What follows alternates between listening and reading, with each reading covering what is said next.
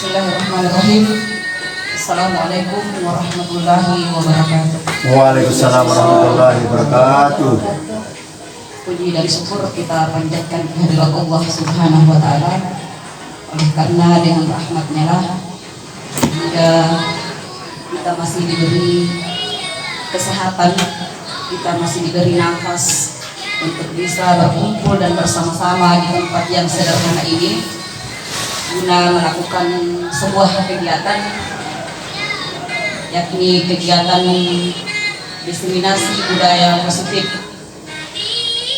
Tak lupa pula kita kirimkan salam dan salawat kepada Nabiullah Nabi besar Muhammad Sallallahu Alaihi Wasallam, karena dialah Nabi yang membawa kita dari alam yang penuh gelap gulita menuju alam yang terang benderang seperti sekarang ini.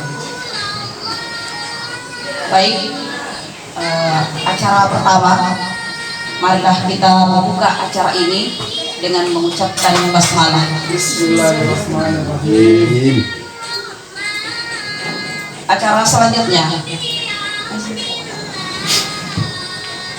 selanjutnya sepatah kata dari Bapak Kepala Sekolah UPT SMP Negeri 5 Mangarapembang. Kepada Bapak disilahkan. Baik. Bismillahirrahmanirrahim. Assalamualaikum warahmatullahi wabarakatuh. Alhamdulillahirrahmanirrahim. Puji syukur kepada Allah Subhanahu wa Ta'ala karena pada hari ini kita bisa bertemu kembali dalam komunitas kita untuk membahas suatu hal yang sangat urgent untuk kita pahami bersama, seperti yang ada di layar tentang diseminasi budaya positif. Ya, jadi kita perlu memahami bahwa paradigma tentang bagaimana mengembangkan atau mendidik anak-anak kita untuk mempunyai karakter lebih baik saat ini sudah berubah dari zaman dulu. Kalau zaman dulu karakter dibangun dengan ancaman, ya, dengan paksaan. Untuk saat ini dengan paradigma baru bahwa kita diharapkan bisa mengembangkan budaya positif dalam kegiatan kita untuk membangun karakter siswa. Karena diharapkan dengan begitu bahwa nilai-nilai positif yang ada dalam diri kita dan diri secara umum sebagai manusia akan terpancar dalam diri masing-masing dan juga akan terpancar kepada orang-orang lain di sekitarnya. Dan saya kira hal ini juga sudah dapat kita terapkan di kelas selama ini. Cuma bagaimana konsepnya sebenarnya baru kita saat ini mau mempelajarinya lebih dalam, meskipun selama ini dalam prakteknya kita sudah melakukan sebagian dari itu. Saya berharap melalui pertemuan kita ini kita lebih memahami apa yang menjadi topik kita ini, supaya seorang guru bisa memanage emosinya, bisa memanage stresnya supaya menghadapi anak-anak dengan berbagai macam problematika. Ya, kita mengarahkan kepada hal-hal yang positif, sehingga dengan kebiasaan-kebiasaan yang positif pula juga kita tidak terlalu tegang karena selalu berpikiran positif. Saya kira mari kita sama-sama mengikuti bagaimana triknya dalam mengembangkan budaya positif ini, yang saya kira Lengger sekitar bisa memberikan penjelasan lebih lanjut. Segera demikian, terima kasih teman-teman sudah bisa hadir bersama. Khairi la bismillah. Assalamualaikum warahmatullahi wabarakatuh. Assalamualaikum warahmatullahi wabarakatuh. Baik, demikian sepatah kata dari Bapak Kepala Sekolah UPT SMP Negeri 5 Mangarabobar. Acara selanjutnya adalah diseminasi budaya positif aksi nyata modul 14 yang akan disampaikan oleh Bapak Sudirman SSI WR. Kepada beliau disilahkan. Mohon izin Pak. Bismillahirrahmanirrahim. Assalamualaikum warahmatullahi wabarakatuh. Waalaikumsalam warahmatullahi wabarakatuh. Yang kami hormati dan sama-sama kita banggakan Bapak Kepala Sekolah SMP Negeri 5 Mangarabobar, dan yang kami hormati Bapak Ibu Guru yang telah menyempatkan waktunya hari ini datang bergerak untuk mengikuti kegiatan diseminasi budaya positif aksi nyata modul 1.4. Oke. Dan tak lupa pula kita kirimkan salam dan salawat kepada baginda Nabiullah Muhammad sallallahu alaihi wasallam. Dialah nabi yang patut kita teladani dengan tingkah dan perilakunya. Baiklah, budaya positif ini kalau kita flashback kembali, sebenarnya ini bukan hal yang baru, apalagi sekolah kita sudah termasuk sekolah penggerak. Namun saya cuma ingin memperkuat lagi mengenai budaya positif yang saya dapatkan dari program pendidikan guru penggerak. Baik, mengawali kegiatan kita hari ini, mungkin saya bisa menunjukkan dulu kesepakatan belajar kita hari ini. Yang pertama, mungkin peserta memiliki kesempatan untuk berpendapat. Kemudian yang kedua, berpendapat setelah dipersilakan. Kemudian tiga, aktif dan partisipatif dalam kegiatan. Kemudian berpikiran terbuka, mengikuti kegiatan dengan perasaan gembira. Apakah masih ada tambahan Bapak Ibu? Kalau sudah cukup, mungkin kita bisa mensahkan kesepakatan belajar kita dengan mengangkat kedua tangan kita jempol, lalu mengatakan sah. Terima kasih. Sah ya, mana sah. Baik. Nah, selanjutnya ini mungkin yang menjadi topik pembahasan kita hari ini. Yang pertama yaitu disiplin positif dan nilai kebijakan yang besar. Kemudian teori motivasi, hukuman, penghargaan dan restitusi. Kemudian keyakinan kelas. Kemudian kebutuhan dasar manusia dan dunia berkualitas. Kemudian restitusi. Ada 5 posisi kontrol guru dan segitiga restitusi.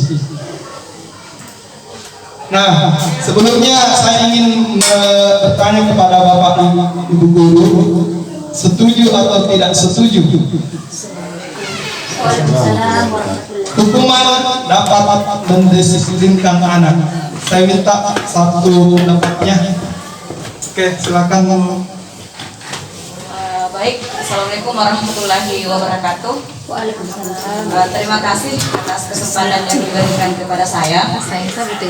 Jadi pertanyaan komantik, setuju atau tidak setuju hukuman dapat mendisiplinkan anak? Kalau saya pribadi, saya tidak setuju. Karena dikasih alasan? Kenapa? Iya, sebenarnya kalau dari zaman dulu itu mungkin hukuman boleh. Tetapi pada saat anak-anak sekarang diberikan hukuman dengan alasan untuk mendisiplinkan anak, saya menganggap bahwa hukuman yang diberikan kepada anak akan membawa dampak yang sangat besar kepada karakter anak. Kenapa saya mengatakan seperti itu? Setiap kali anak-anak dihukum, otomatis dia terbawa di otak, alam bawah sadarnya. Oh, kalau dikasih kehukuman seperti ini, maka akan seperti ini, dan itu pemikirannya akan dia bawa sampai besar sampai tua. Jadi kalau saya sendiri, hukuman tidak bisa dikasihkan untuk mendisiplinkan anak. Terima kasih Bu. Jadi tadi Ibu Mulyani itu tidak setuju kalau hukuman itu dapat mendisiplinkan anak. Ada yang berpendapat setuju di sini? Bapak Ibu? Sempat ada yang lain. Setuju? Iya, setuju. Oke, Assalamualaikum warahmatullahi wabarakatuh. Waalaikumsalam. Tidak bersuara ini, kalau Ya. Masih sedikit. Oke, di sini ada pernyataan pemantik ya, setuju atau tidak setuju. Poin pertama itu hukuman dapat mendisiplinkan anak. Menurut saya setuju. Cuma di sini hukumannya tidak bilang apakah dibully, dipukul, bagaimana, ataukah disuruh membersihkan WC, karena siswa itu terkadang tingkat pemikirannya itu beda-beda ya. Misalnya kita bisa memberi hukuman, misalnya disuruh merapikan buku di perpus, hal-hal yang begitu. Kalau dihukum misalnya dijemur itu yang berdampak itu tidak baik sama siswa. Oke, cuma itu. Saya kira cukup, mungkin 2 orang dulu untuk sementara. Jadi ini kenapa saya kasih pertanyaan pemantik, karena yang akan kita bahas hari ini juga mengenai hukuman. Apakah hukuman itu bersifat positif dan apakah itu berdampak kepada siswa? Nanti kita jelaskan lebih dalam lagi di slide selanjutnya. Nah, mungkin satu saja pertanyaan pemantik ini. Nah, sebagaimana kita ketahui, pembelajaran dengan paradigma baru itu adalah pembelajaran yang kita rancang dengan menggunakan prinsip berdiferensiasi. Diferensiasi itu artinya berbeda. Jadi perlakuan kita ke murid kita lakukan berbeda berdasarkan kebutuhan murid kita. Nah, mulai dari kesiapan belajarnya, mulai dari gaya dan minat belajarnya, ataupun juga kita bisa mengambil profil dari peserta didik itu sendiri. Nah, kemudian selanjutnya, sehingga peserta didik belajar sesuai dengan kebutuhan dan perkembangannya. Nah, sekarang saya mau meminta lagi, ada semacam ice breathing ini. Jadi namanya adalah kegiatan kepalan tangan. Jadi Bapak Ibu ini ada 2 orang. Satu mungkin masing-masing menuliskan dulu apa yang menurut Bapak Ibu paling penting di dalam hidup, atau apapun, atau benda apapun yang tidak mau diberikan kepada orang lain karena itu sangat penting di dalam keperluan atau kepentingan Bapak Ibu. Nah, ini nanti kita hubungkan dengan teori kontrol. Nah, silakan mungkin Bapak Ibu tulis satu benda yang kita anggap penting atau berharga. Ini ada. Nah, ada Berharga, kemudian kita genggam benda tersebut dengan segala daya dan kita pertahankan. Kemudian sebentar saya akan meminta teman yang lain untuk mencoba dengan sekuat tenaga untuk meminta teman yang lain itu membuka genggamannya, entahkah itu dibujuk, entahkah itu dirayu, entahkah itu diancam. Ancam. Oke, mungkin bisa dituliskan dulu Bapak Ibu di kertasnya benda apa yang dianggap penting dan sangat berharga kemudian diletakkan di telapak tangannya, digenggam. Ya, sudah ya. Benda Apa saja?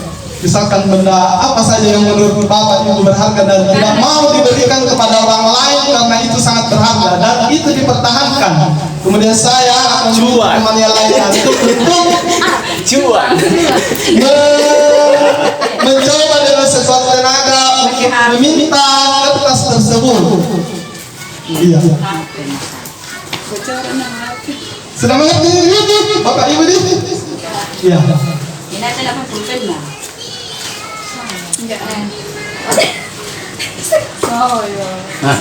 Oke. Sudah siap? Siapa berani membuka? Ya, dengan sekuat tenaga menggobal, merayu.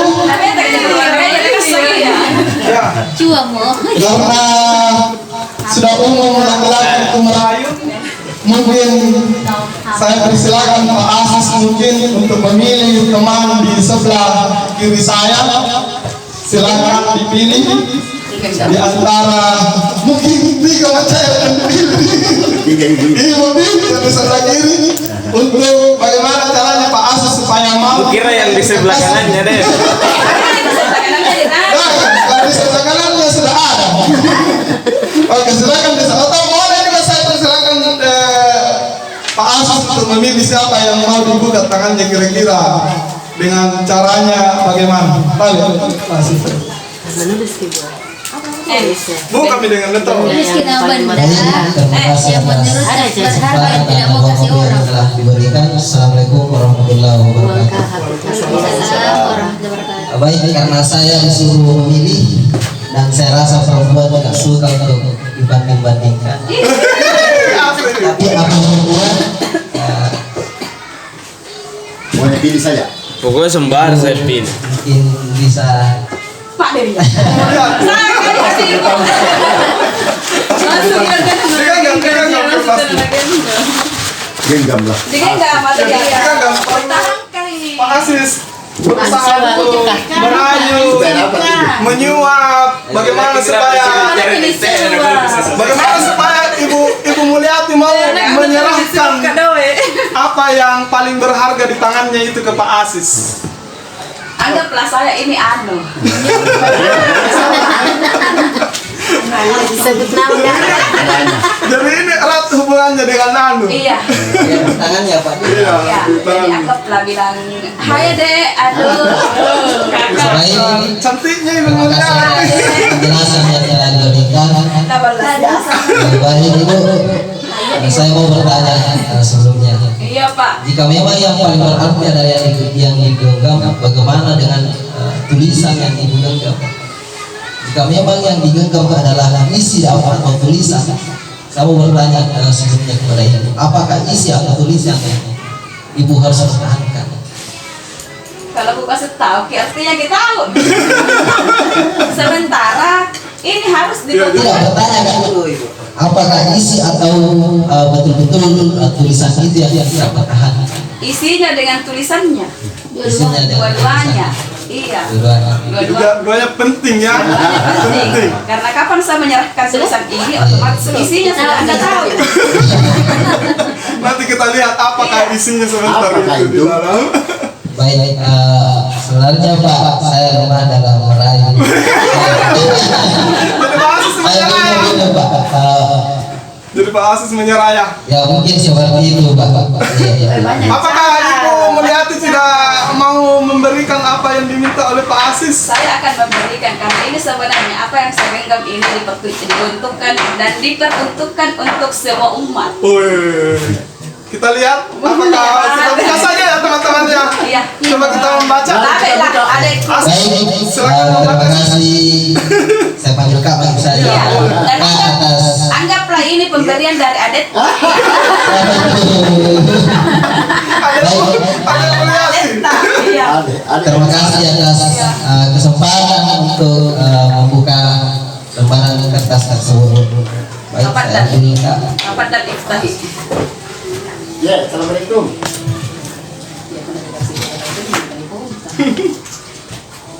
Apakah itu Asis? masalah Al-Quran. Masalah. Oke. Baik, terima kasih atas jawaban atau genggaman yang memang layak, yang benar-benar tidak bisa diserahkan, karena memang suatu hal yang penuh darah dan tanggung jawab yang betul-betul perjuangan sebelumnya untuk bisa sampai sejauh ini. Mungkin itu yang sempat saya sampaikan.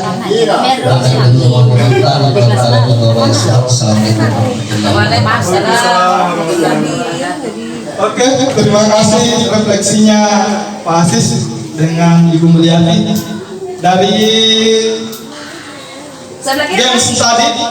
Mungkin kita lanjut lagi yang kedua yang Masih sebaliknya. Iya, sebaliknya. Tidak, iya. Saya minta lagi mungkin yang di sebelah kiri menggombal ke sebelah kanan atau meminta membuka. Apakah kita lagi? Enak aku gombal kan aku bunuh-bunuh mantau ini teh.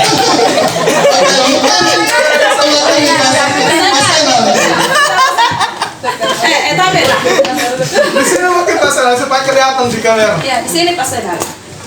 Oke, apakah yang akan diminta teman di sebelah kanan Iya, di sini kakak saya. untuk diminta Kemarin tangan? mana mampu biasa nih. Biasa. Ini kan telur. Tahu itu lah. Kan bisa itu. Apakah yang Siap-siap buruhan. digenggam oleh rohani? Meski nanti banyak, tidak yang mana tuh. Assalamualaikum warahmatullahi wabarakatuh. Jadi saya lanjut ini yang perubahan paradigma Mengenai ini Tentang kepalan tangan. tentang kepalan tangan. Jadi saya diberi kesempatan untuk membuka atau merayu, apapun itu bisa juga dipaksain untuk membuka apa yang menjadi Bisa juga diancam. sesuatu yang sangat berharga di dalam hidupnya. sempat ada rahasia ya. Iya. Yang sampai ini yang menjadi kepalang di tangannya itu adalah sebuah rahasia yang memang betul-betul sangat berharga untuk dirinya. Jadi saya akan coba membujuk atau merayu. Kalau tidak bisa dirayu, saya akan memasuk rohani untuk membuka kepalang tangannya. Harus menyuap. Harus menyiap ya. Dari jalan.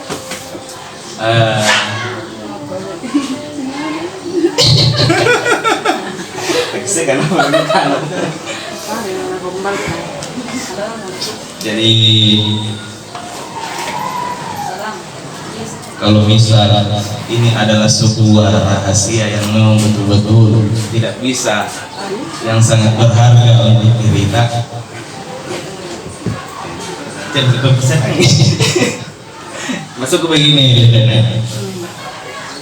ini kan sebuah rahasia yang memang betul-betul menjadi kebutuhan dalam diri kita yang sangat berharga.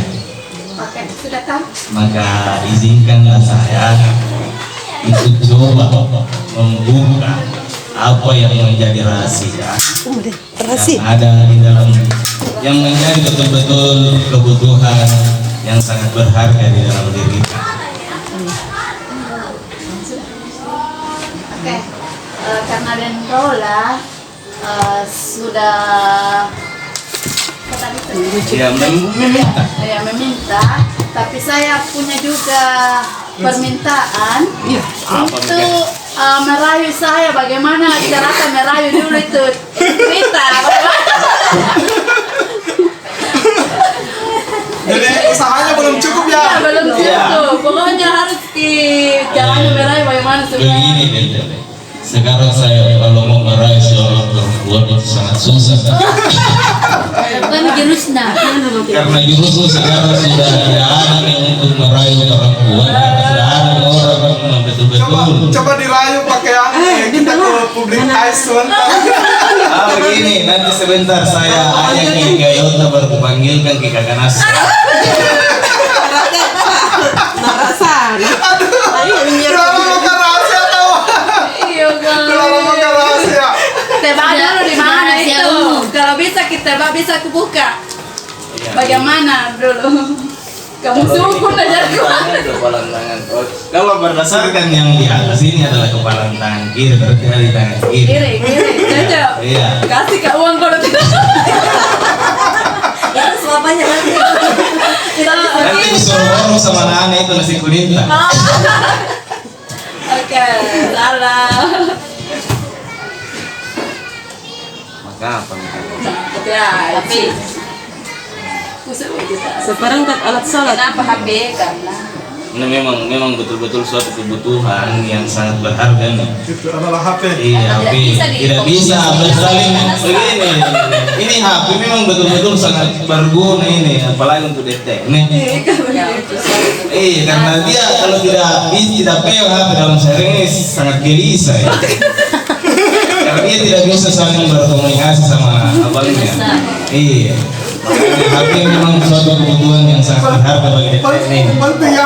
Iya, apalagi kalau seorang gadis memang betul-betul HP itu sangat berharga. Ya mungkin seperti itu. Oke, terima kasih refleksinya dari Pak Senal Ibu Rahani. Jadi Tapi rendin ini. kalau kita kaitkan tadi ice breaking tadi itu dengan teori kontrol, jadi orang atau manusia itu akan cenderung mempertahankan apa yang menurutnya atau prinsip yang paling berharga bagi dirinya, karena itu adalah sesuatu yang penting bagi hidupnya, dan kita tidak akan bisa merayu, membujuk, atau bahkan mengancam untuk menyerahkan apa yang paling berharga di hidupnya. Nah, itu hanya ilusi. Nah, inilah yang miskonsepsi dari teori kontrol. Yang pertama, kalau kita ketemu dengan sekolah, ilustrasi guru mengontrol murid.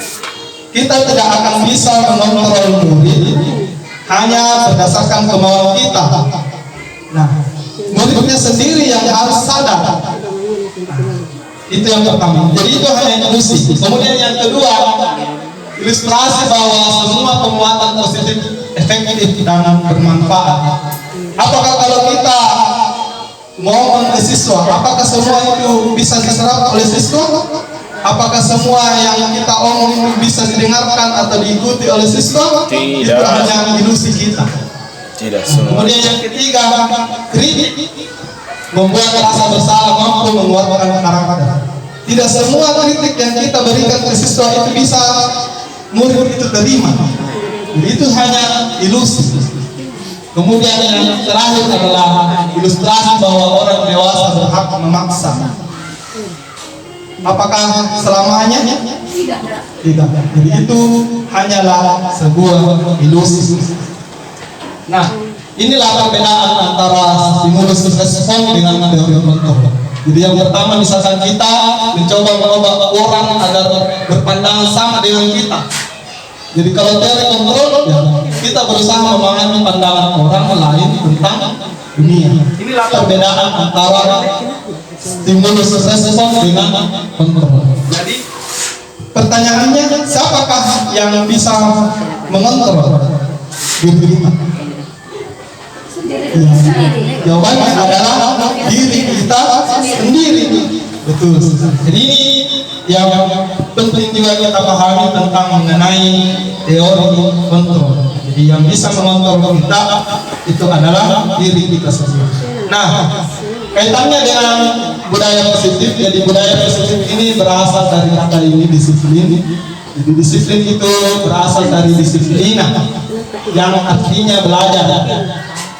Disiplin mengacu pada disiplin diri yang memiliki tanggung jawab. Nah, kalau kita hubungkan dengan disiplin positif, itu adalah cara atau program yang kita buat untuk bertujuan menumbuhkan kesadaran. Jadi kesadarannya murid kita yang perlu ditumbuhkan bahwa berkelahi itu adalah salah, membuli itu adalah salah. Kalau murid kita paham, insya Allah budaya positif ini akan tertanam pada dirinya. tanpa imbalan atau penghargaan, ancaman atau hukuman. Jadi kita tidak perlu mengancam, kita tidak perlu memberi hukuman kalau murid itu sadar sendiri, sadar akan tanggung jawab dan konsekuensinya kalau dia berbuat seperti yang tidak seharusnya dilakukan. Nah, sebagai pendidik, tujuan kita adalah menciptakan peserta didik yang memiliki disiplin diri sehingga mereka berperilaku mengacu pada nilai-nilai kebijakan universal dan memiliki motivasi intrinsik. Nah, kita coba lihat lagi apa itu motivasi intrinsik yang ada pada manusia. Nah, ini nilai-nilai kebijakan. Nilai-nilai yang telah kita sepakati bersama itu ada ini profil pelajar Pancasila yang sudah ditanamkan di kurikulum Merdeka. Yang pertama itu ada beriman dan bertakwa. Kalau di anak-anak ini kita anukan kemarin itu sudah diadakan beriman dan bertakwa pada Tuhan yang Esa dan berakhlak mulia, berkebinekaan global, gotong royong mandiri, kreatif dan bernalar kritis. Nah, kalau kita mau pahamkan ini profil pelajar Pancasila, kita bawa ke cara yang berbeda untuk menyampaikan profil supaya karakter yang ditanamkan di profil pelajar Pancasila ini bisa tersampaikan ke murid kita. Nah, programnya tentu saja yang ingin kita lakukan di sekolah ya, pertama ada toleransi. Tentu kita ingin menanamkan rasa hormat, integritas, mandiri, dan lain-lain. Nah, kemudian ada pun keterampilan hidup, yaitu yang pertama ada dapat percaya, kemudian lurus menjadi pendengar yang aktif, tidak merendahkan orang lain dan memberikan yang terbaik dari diri. Nah, kebutuhan dasar manusia. Nah, penting juga kita pelajari ini kebutuhan dasar manusia. Jadi kebutuhan dasar manusia itu ada 5, tapi kita lihat dulu definisi. Kebutuhan dasar manusia adalah segala sesuatu yang kita lakukan untuk mendapatkan apa yang kita lakukan, memiliki tujuan tertentu, dan semua usaha terbaik yang kita lakukan adalah dalam rangka untuk kebutuhan dasar kita terpenuhi. Nah, apakah kebutuhan dasar manusia itu? Nah, ini kebutuhan dasar manusia itu ada 5. Yang pertama adalah bertahan hidup. Bertahan hidup itu diantaranya makanan, pakaian, tempat tinggal, keamanan, dan kesehatan.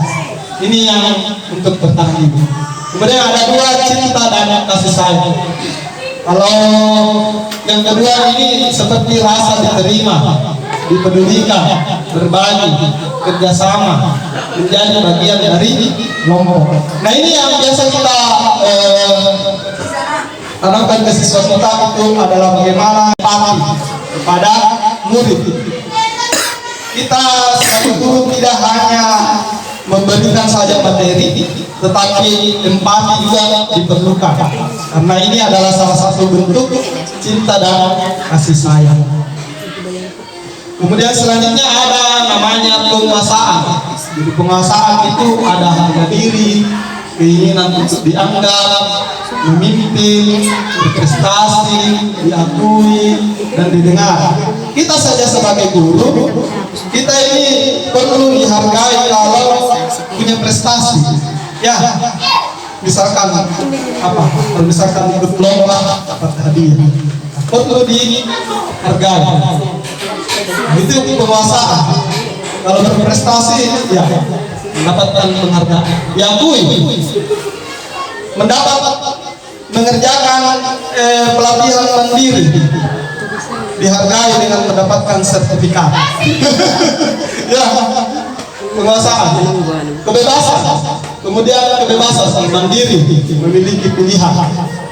Kemudian selanjutnya kesenangan, yaitu kita juga perlu bermain, humor, antusiasme, dan tertawa. Seperti yang kita lakukan tadi. Jangan terlalu monoton. Di hidup ini tidak boleh terlalu monoton, ya. Harus bervariasi. Nah, ini motivasi perilaku manusia. Yang pertama ada eksternal.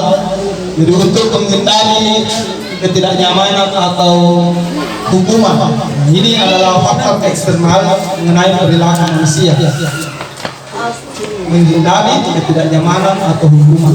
Yang kedua, mendapatkan imbalan atau penghargaan dari orang lain. Kemudian dari internal sendiri menjadi orang yang mereka inginkan dan menghargai diri sendiri dengan nilai-nilai yang mereka percaya. Nah, inilah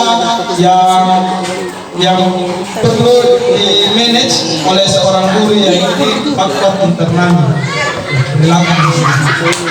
Nah, menurut Bapak kita diajar Dewan Arah, Bapak Pendidikan, itu merdeka artinya tidak terlepas dari perintah, akan tetapi juga cakap buat memerintah diri sendiri. Apakah kita sepakat dengan apa yang dikatakan di Hajar Dewantara? Ya. Saya kira kita sepakat ini ya, bahwa kita tidak hanya memerintah, tetapi kita terlebih dahulu introspeksi diri sendiri. Nah, ini tadi erat kaitannya dengan tentang pertanyaan pembantu tadi, dihubung oleh penghargaan. Ya, bahwa penghargaan berlaku sama dengan hukuman. Kenapa saya katakan hukuman dengan penghargaan itu sama?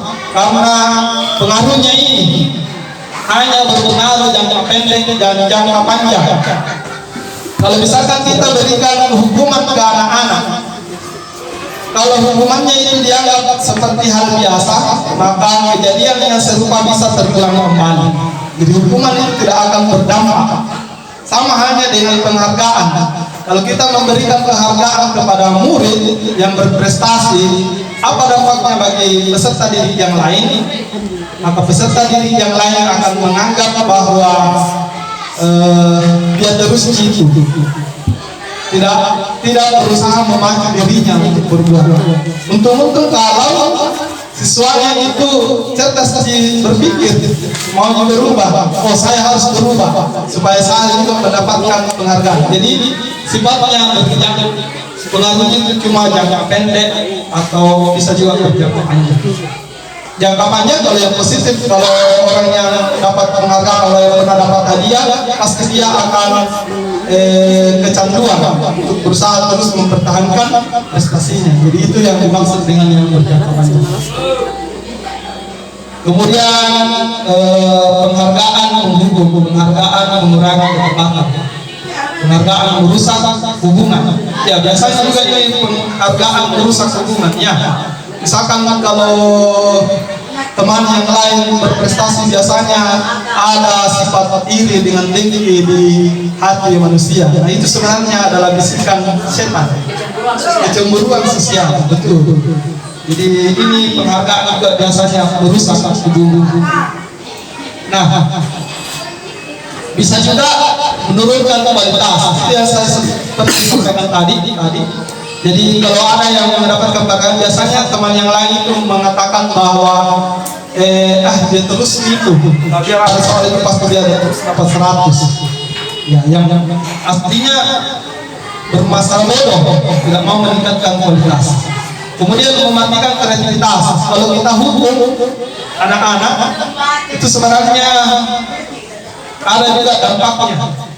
Tidak semua kenakalan itu yang dilakukan oleh murid itu bisa dianggap positif, tapi terkadang dari hukuman atau perilaku mereka ada saja perilaku positif yang lainnya yang bisa kita gali. Iya. Oke. Jadi ini bentuk-bentuk program kebijakan atau apresiasi. Dalam memberikan apresiasi atau pengakuan perlu diingat beberapa hal. Nah ini kalau kita mau memberikan penghargaan, beri pengakuan secara khusus, kemudian secara pribadi, kemudian pengakuan kepada semua murid. Jadi kita harus lakukan secara bergantian, kemudian konsisten, dan yang terakhir adalah fokus pada proses. Nah ini contoh pengakuan atau apresiasi kebijakan. Membuka. Kemarin saya perhatikan. Nah, nilai kebajikannya itu adalah rasa empati besar sekali. Kemudian situasinya itu adalah pada saat menolong murid baru di kelas kita. Nah, coba kita lihat pertanyaan di atas ini. Kemudian kita telaah apakah kasus ini hukuman atau konsekuensi. Coba pertanyaan pertama. Mencatat 100 kali di dalam buku kalimat, saya tidak akan terlambat lagi karena terlambat ke sekolah. Hukuman atau konsekuensi? Hukuman. Hukuman ya. Jadi betul. Ini adalah hukuman. Lari mengelilingi lapangan basket 2 kali karena terlambat hadir di sekolah. Ya, itu juga adalah hukuman. Murid diminta untuk push up 15 kali karena tidak menggunakan masker ke sekolah. Hukuman atau konsekuensi? Itu juga adalah hukuman. Menggantikan kertas tugas teman yang telah dicoret-coret. Nah, itu adalah konsekuensi karena merusak atau mencoret. Membersihkan tumpahan air di meja tulis karena tersenggol pada saat belajar. Itu juga adalah konsekuensi. Murid disuruh untuk mengenakan sepatu seharian di sekolah karena tidak mengenakan sepatu hitam. Iya, itu juga adalah hukuman. Jadi terima kasih Bapak Ibu. Jadi itu tadi jawaban dari Bapak Ibu. Nah, inilah perbedaan antara hukuman dengan konsekuensi. Jadi kalau hukuman itu adalah sesuatu yang menyakitkan, ya bisa terjadi fisik maupun psikisnya anak-anak kita serang. Jadi kalau konsekuensi ya sesuatu yang harus terjadi. Kalau berbuat berarti menanggung. Kemudian anak, kalau hukuman itu anak membenci kedisiplinan. Kalau konsekuensi anak menghargai disiplin. Kemudian kalau hukuman itu bersifat paksaan, kalau konsekuensi atau konsekuensi itu adalah stimulus atau anggapan. Ya, nah, inilah mungkin perbedaan antara hukuman dengan konsekuensi. Nah, ini perbedaannya. Nah, ada hal yang baru di sini. Nah, ada namanya restitusi. Jadi restitusi itu adalah proses menciptakan murid, kondisi bagi murid untuk memperbaiki kesalahan. Nah, inilah juga yang akan kita bahas sebentar mengenai cara menyelesaikan konflik atau masalah yang terjadi di siswa dengan menggunakan prinsip segitiga restitusi. Nah, ini ada yang penting juga, posisi kontrol guru. Jadi ada 5 posisi kontrol guru. Yang pertama itu adalah penghukum. Kemudian kedua, pembuat merasa bersalah. Kemudian yang ketiga, teman. 4, pemantau. Dan yang kelima, manajer. Dari yang kelima posisi kontrol guru ini ada satu yang paling penting yang harus dimiliki oleh guru. Di antara kelima ini mungkin kita bisa memilih sebentar setelah melihat tayangan selanjutnya. Nah, ini contohnya, kita amati dulu. Kasusnya ada siswa tidak memakai atribut lengkap saat upacara bendera. Nah, kalau guru sebagai penghukum, maka muridnya dihukum hormat pada bendera selama 1 jam. Ini dia sebagai penghukum. Kemudian pembuat merasa bersalah. Nah, ini kita biasa marah-marahin siswa. Berapa kali Bapak Ibu harus memberitahu kami? Kamu selalu saja mengecewakan Bapak Ibu. Jadi itu membuat siswa merasa bersalah. Kemudian selanjutnya, teman. Kalau ini teman, ayo dong ikuti aturan sekolah, itu mengajak. Tolong bantu Bapak Ibu ya, sekali ini saya sudah tidak apa-apa. Lain kali jangan sampai berbuat seperti ini lagi. Kemudian yang selanjutnya ada pemantau. Kamu sudah melanggar peraturan sekolah. Kamu tahu konsekuensinya? Setelah upacara kamu beli atributnya di kepres sekolah dan jangan diulangi. Itu adalah pemantau. Jadi dipantau pakaiannya siswa. Nah, yang kelima, manajer. Kalau manajer ini, apakah kamu tahu kesalahan kira-kira bagaimana kamu memperbaiki kesalahanmu. Nah, dari kelima posisi kontrol yang telah saya jelaskan tadi, menurut Bapak dengan Ibu, di posisi yang manakah yang paling bagus di antara posisi 5 kontrol ini? Ada yang mungkin mau berpendapat? Manajer ya? Oke, mungkin Ibu Murni, silakan.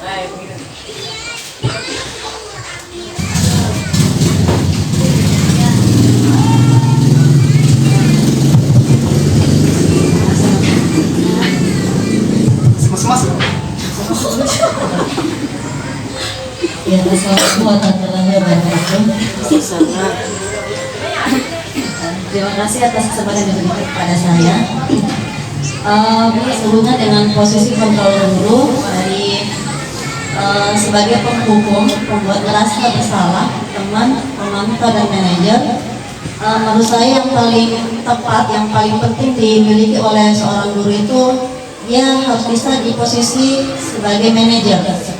Nah, di situ manajer tadi itu kan anak-anak itu ditanya ya, berarti diajak berdiskusi, kemudian diminta juga untuk berpikir, anak itu berpikir kira-kira apa yang bisa dijadikan sebagai refleksi sehingga memperbaiki perilakunya. Nah, dari situ si anak itu bisa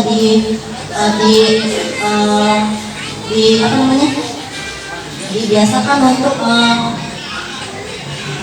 memperbaiki dirinya sendiri terlebih dahulu tanpa harus disuruh oleh gurunya, dihukum atau dibuat merasa bersalah. Karena kalau misalnya membuat merasa bersalah, biasanya anak itu tidak akan berubah, akan mengulangi lagi. Kalau sebagai teman itu biasanya ya karena teman ya enak-enak saja gitu, enjoy, jadi tidak perubahan. Ya, jadi menurut saya posisi kontrol yang paling tepat itu manajer. Terima kasih. Ada teman yang lain yang mau? Kan kita dua satu. Ada. Lain apa pot begitu.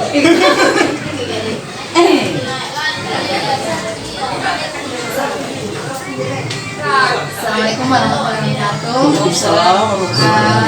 Di sini ada 5 posisi kontrol guru, tapi yang saya paling itu teman, karena biasanya itu siswa lebih mendengar itu gurunya kalau kita misalnya di luar jam pelajaran ya. Kalau di dalam jam pelajaran itu kita harus tunjukkan sebagai guru, tapi kalau di luar kita aja anak-anak ngobrol, misalnya dia pakai dasi, kita ajak misalnya besok ya nak kita pakai dasi, supaya itu anak-anak ngerasa itu dia diperhatikan itu loh. Oke, makasih. Iya loh. Menarik. Cukup? Oke.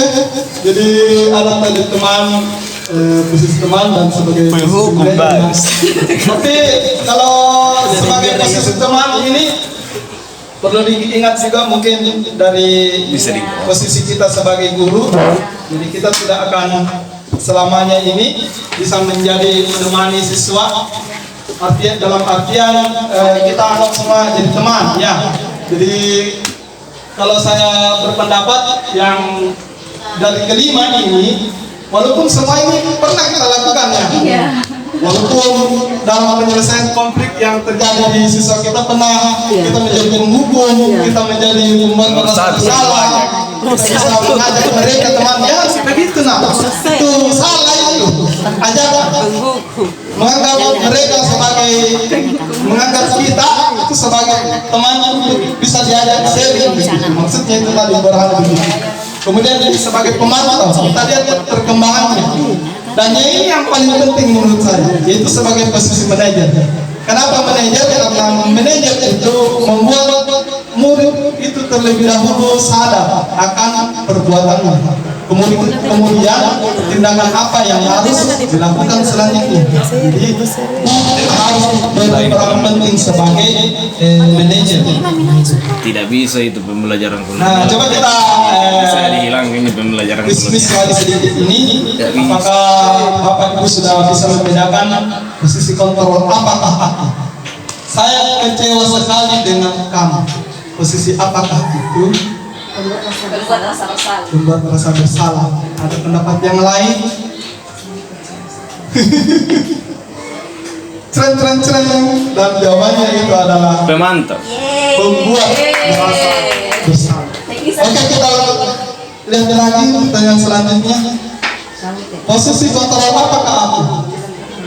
Kamu tidak pernah benar melakukannya. Penghukum. Pemantau. Memantau.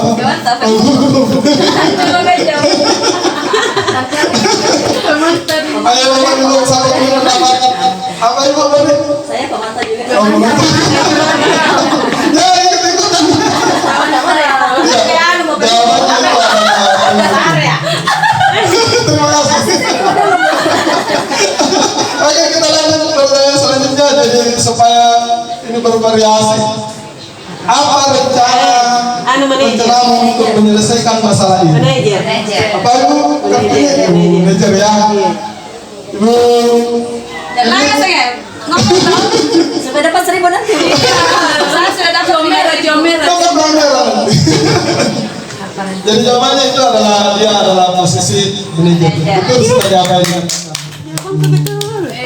Coba kita satu lagi. Ayo lakukan demi Bapak Ibu. Ayo lakukan demi Bapak dengan Ibu. Teman. Itu pengajar. Berarti dia adalah posisi teman. Oke, terima kasih.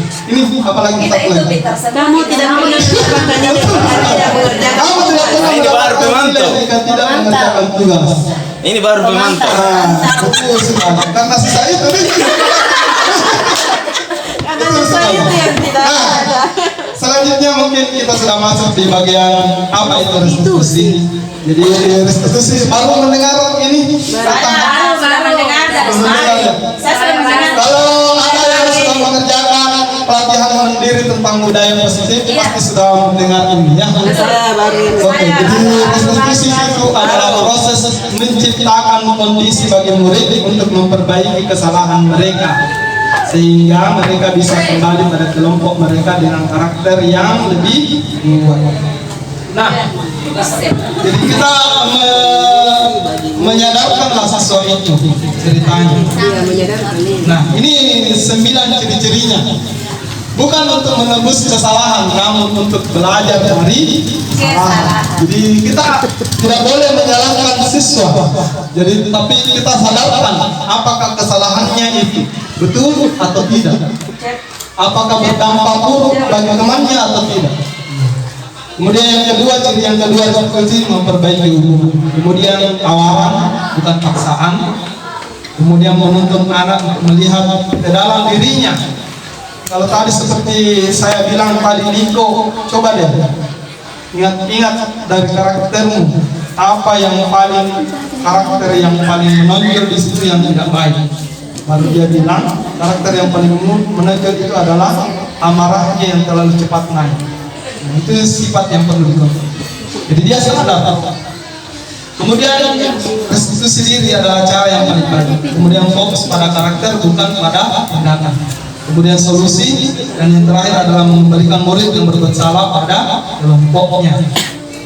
Nah, ini keyakinan kelas. Mengapa keyakinan kelas bukan peraturan kelas?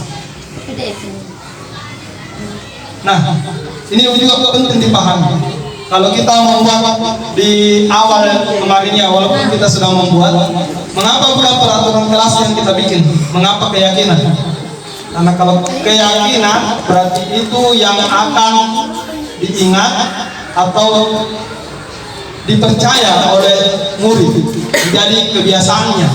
Nah ini pembentukan keyakinan kelas. Untuk lebih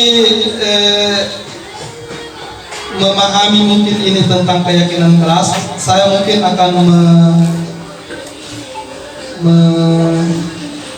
menonton dulu, kita simak tontonan nyata. Kedengaran? Aku kan namanya kok mirip penjara. Tapi lagi ya di depan. Sampai itu di atas. Kayak kenal. Kenal. Papan tulisnya kayak lukisan abstrak gitu. Jadi tidak mungkin lah. Biasa nih. apa sih software? Iya, software. Tapi Makanya nyana ke sopel. naja. Kan besar ya. Terpenting tidak meleset itu katanya. Emang biasa teh nganu kada bajin juga anu speed lo kan. Iya, anu licin. Yang di 9B belum Kan tahu bukan tulis dulu. Bagaimana cara itu mau dijelaskan kalau depan tulis. Main kok orang kan tengah cara kurang tulis ada enggak? Enak ibu yang tahu punya tulisan. sisa. Tentu saja Bu, nanti akan ada layar seluruh.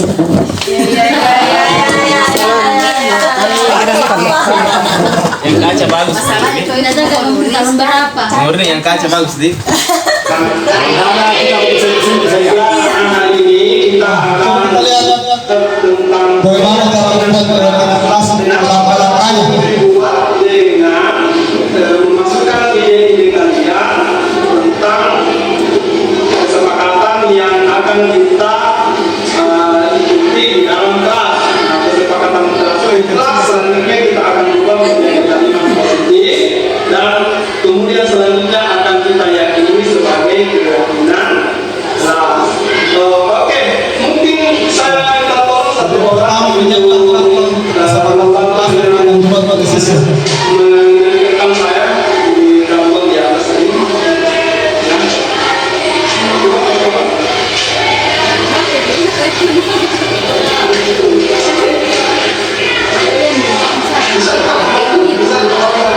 Yang pertama membersih, pakai sabun dan ekstensi sedikit. Untuk bisa keluar. Sampai di sampai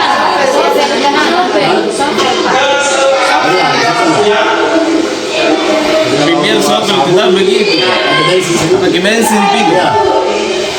Sabun diangkat ke berkarya. Nah, sekarang saya akan memberikan kelas ini. Kemudian akan tuliskan kesepakatan kelas apa yang akan kita buat atau kita sepakati, ya. Contoh, apa contohnya? Cara menghubungi, apalagi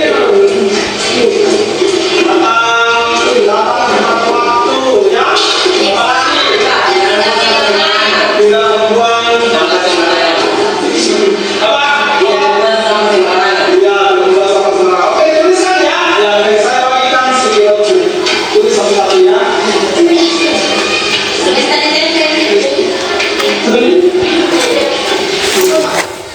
Tidak misalkan tuh. Ya, oke, baik. Sekarang dapat tempelkan kesepakatan kelas yang telah kalian buat di stikinos di atas kertas yang telah saya buat. Oke, sekarang kita lihat.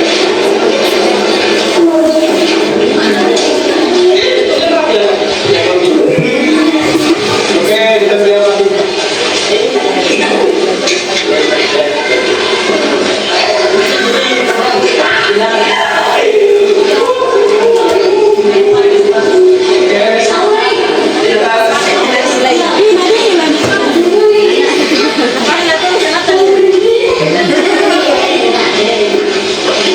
Mereka sudah menuliskan kesepakatan kelas apa yang sudah kita sepakati.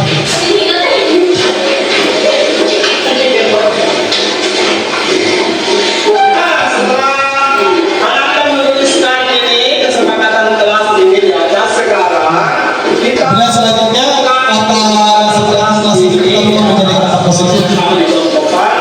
Kemudian kita membuat kalimat positifnya. Nah, misalkan ini dilarang membuat sampah sembarangan. Seharusnya kalimat positifnya jadi apa? Kalimat positifnya adalah membuang sampah pada tempatnya. Kita tulis membuang sampah pada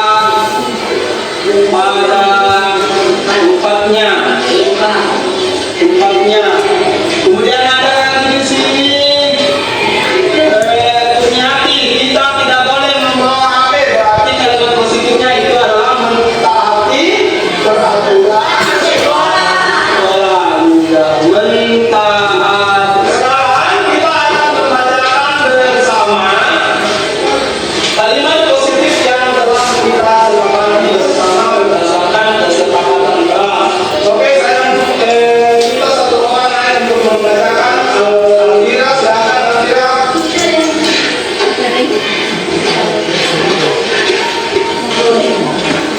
Satu, membuang sampah pada tempatnya. Dua, menaati peraturan di sekolah. Tiga, menjaga ketertiban kelas. Empat, bersikap aktif dan belajar. Lima, menghargai guru dan teman. Jadi kalau bayangkan kelas itu tidak perlu terlalu banyak, Pahami pelajaran yang diberikan. sedikit tapi dalam. Tujuh, saling memberi semangat. Delapan, berpakaian rapi dan sopan.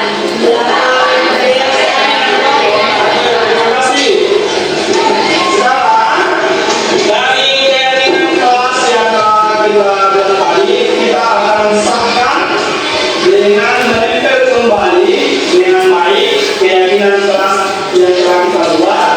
Kemudian kita tanda tangani di bawahnya, ya, sebagai bukti bahwa kita telah sepakat untuk meyakini kesepakatan yang telah kita buat menjadi sebuah keyakinan kelas di kelas 9A. Ya, oke, bantu lagi kalimat positif yang telah kalian tulis tadi kita tempel ulang kembali ke kertas keyakinan kelas, kemudian kita tanda tangan. Oke, silakan ditempel. Mulai dari poin 1 sampai poin yang ke-8 secara berurut ya.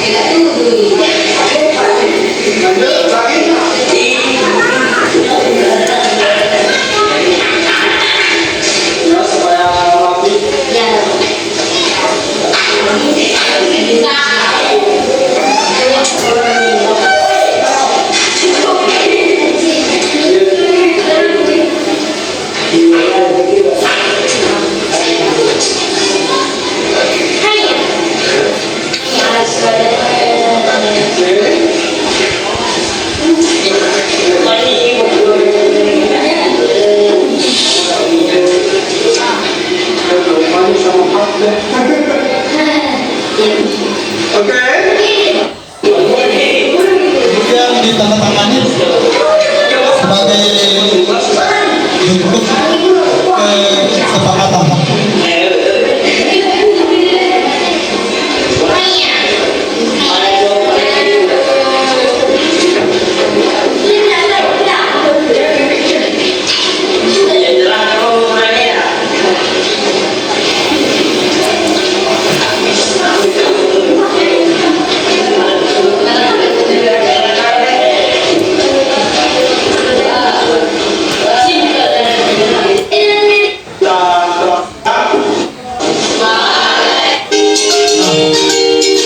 Ini mungkin yang penting juga. Ya, jadi hal-hal yang harus diperhatikan saat membuat keyakinan kelas yang pertama, yaitu dalam membuat pernyataan keyakinan kelas senantiasa dalam bentuk yang positif. Kemudian yang kedua, keyakinan kelas yang dibuat tidak terlalu banyak sehingga mudah dipahami dan diingat oleh warga sekolah. Warga sekolah maksudnya kelas kita, murid kita. Kemudian keyakinan kelas yang dibuat seharusnya dapat diterapkan di lingkungan kelas. Kemudian yang keempat, semua warga sekolah kelas harus berkontribusi melalui curah pendapat dalam pembuatan keyakinan kelas. Jadi kita semua libatkan tadi siswa untuk membuat keyakinan kelas. Kemudian keyakinan kelas dapat ditinjau kembali dari waktu ke waktu. Nah, kalau untuk sekarang mungkin saya mengajak para wali untuk membuat keyakinan kelas. Mungkin ada yang mau ditinjau kembali apa yang perlu ditingkatkan, ataukah kalau sudah menjadi budaya itu dihilangkan saja karena anak-anak sudah paham. Jadi itu bisa kembali. Kemudian yang paling penting setelah kita membuat keyakinan kelas adalah ini menempelkan supaya warga sekolah itu melihat. Misalkan menjaga kebersihan kelas dan sekolah yang selalu dilakukan. Jadi selalu ditambahkan dengan kalimat-kalimat yang positif. Berkata sopan dan selalu menjadi hal yang menyenangkan adalah diriku. Itu contoh kalimat-kalimat yang positif. Nah ini panik saja dari siswa ini. Dan kalau kita sedang membuat video tentang keyakinan kelas kita, ini bisa kita insert, masukkan ke dalam bukti karya di PMM, bukti praktik baik implementasi kurikulum merdeka. Mungkin setelah sesi ini mungkin saya bisa lanjutkan lagi dengan bagaimana caranya insert atau bagaimana membuat akun YouTube. Akun YouTube ini penting karena kalau video linknya ini saya bagikan share-nya ini, yang linknya itu yang di-copy masuk ke PMM. Oke, saya lanjutkan dulu materinya sedikit lagi ini mengenai segitiga restitusi untuk menyelesaikan restitusi. Ini adalah suatu proses dialog yang dijalankan oleh guru agar dapat menghasilkan murid yang mandiri dan bertanggung jawab dengan 3 langkah. Jadi yang pertama adalah menstabilkan identitas, yang kedua validasi tindakan yang salah, kemudian yang ketiga menanyakan keyakinan. Nah, ini menstabilkan identitas. Jadi membuat kesalahan adalah sesuatu yang wajar. Jadi kita tidak boleh langsung menjas atau menghukum anak atau menyalahkan mereka, tapi kita tanya dulu. Nah mungkin saja langsung ke video saja contoh penerapan segitiga restitusi yang pernah saya lakukan. Jadi yang pertama ada skenario kasus pada saat ulangan harian. Saya berusaha untuk melihat jawaban temannya atau mencontek. Sebagai guru harus menyelesaikan masalah tersebut dengan baik menggunakan tahapan segitiga restitusi. Kita langsung saja ke videonya, karena kalau dari video kita akan lebih memahami bagaimana implementasi atau diseminasi daripada praktik segitiga restitusi.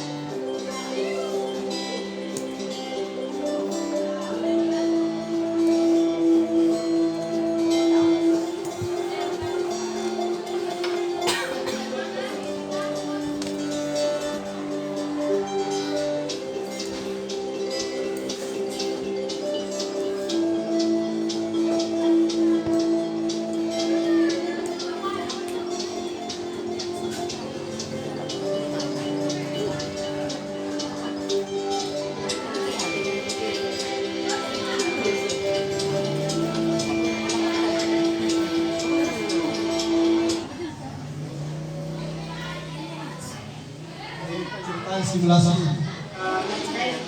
Apakah kamu sudah jajan di kantin? Nah, kamu tahu tidak kenapa Bapak panggil ke kantor?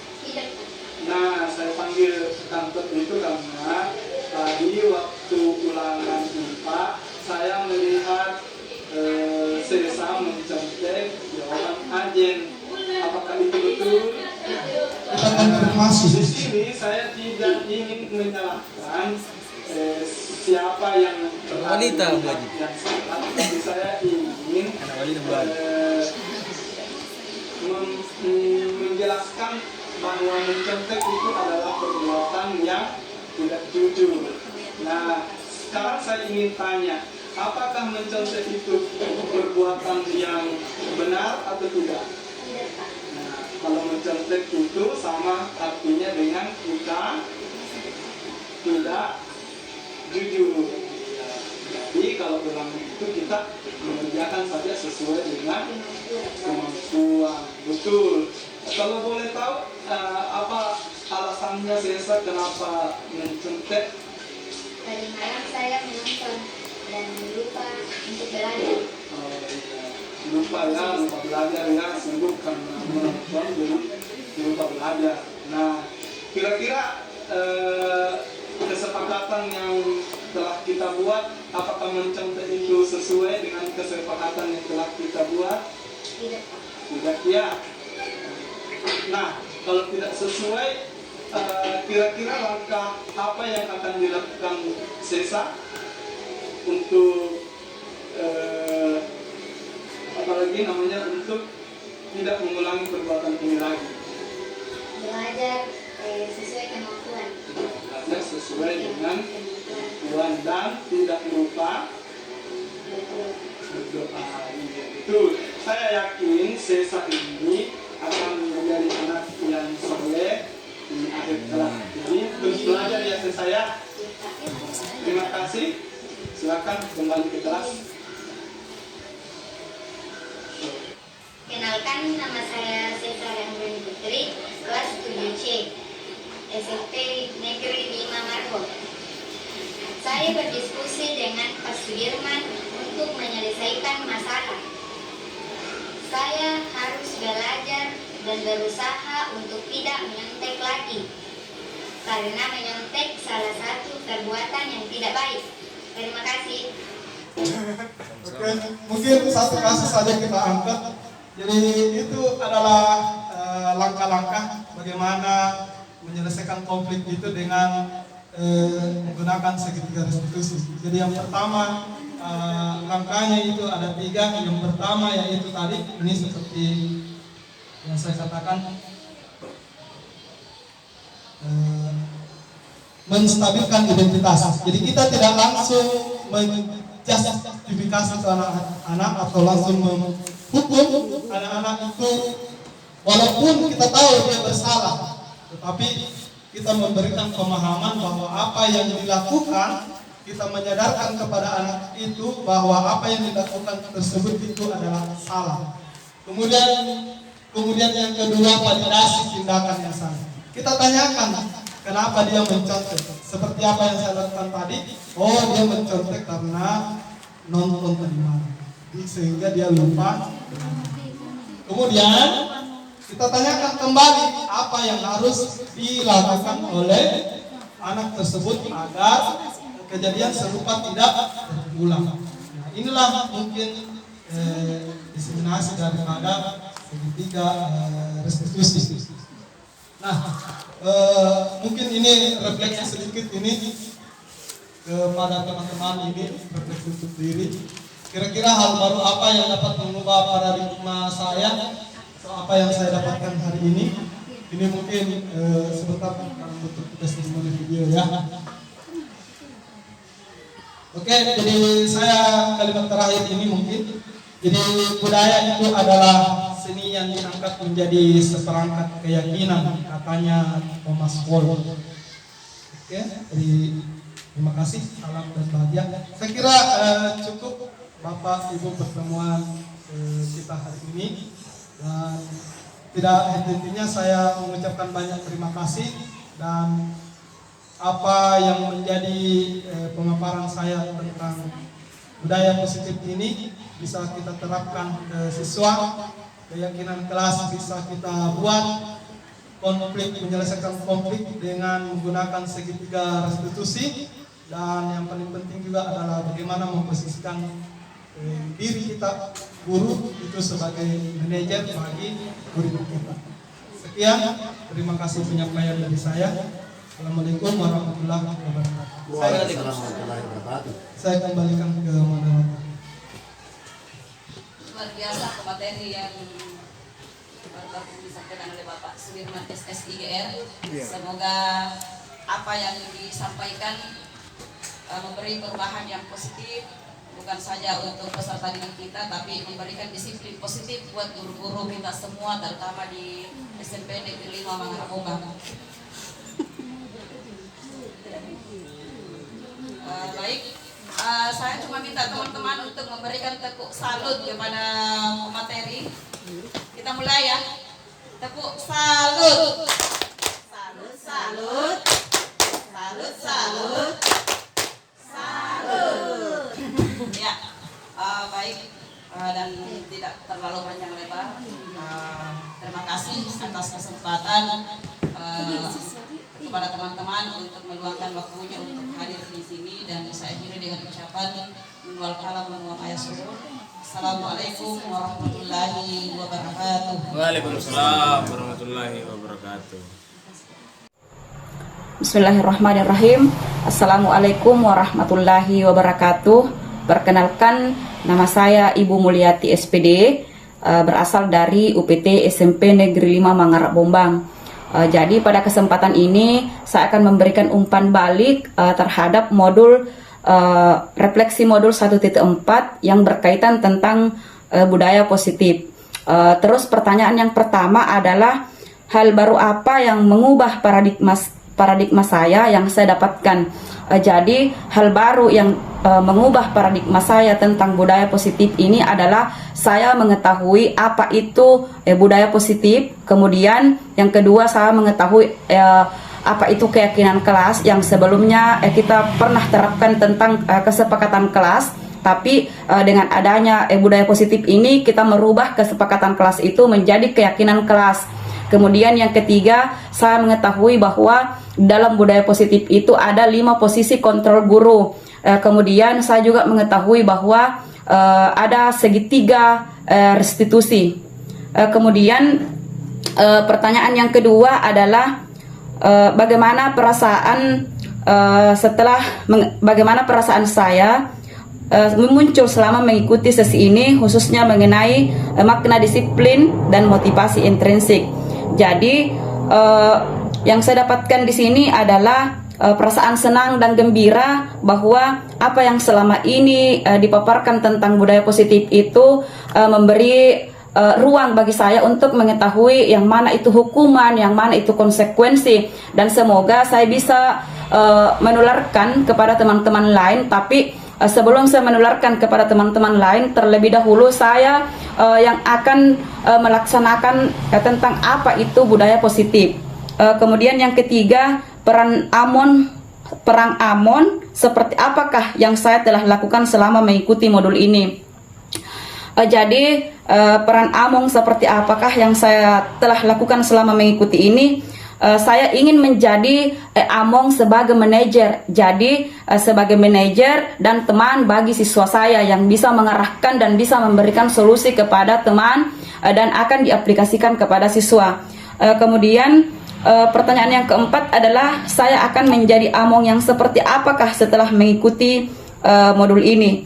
Jadi saya ingin menjadi Amon manajer, walaupun yang sebenarnya itu yang 5 kontrol guru itu sudah pernah kami lakukan, tetapi saya ingin menjadi Amon manajer untuk bisa berbagi dan bisa menyelesaikan setiap masalah yang terjadi pada peserta didik.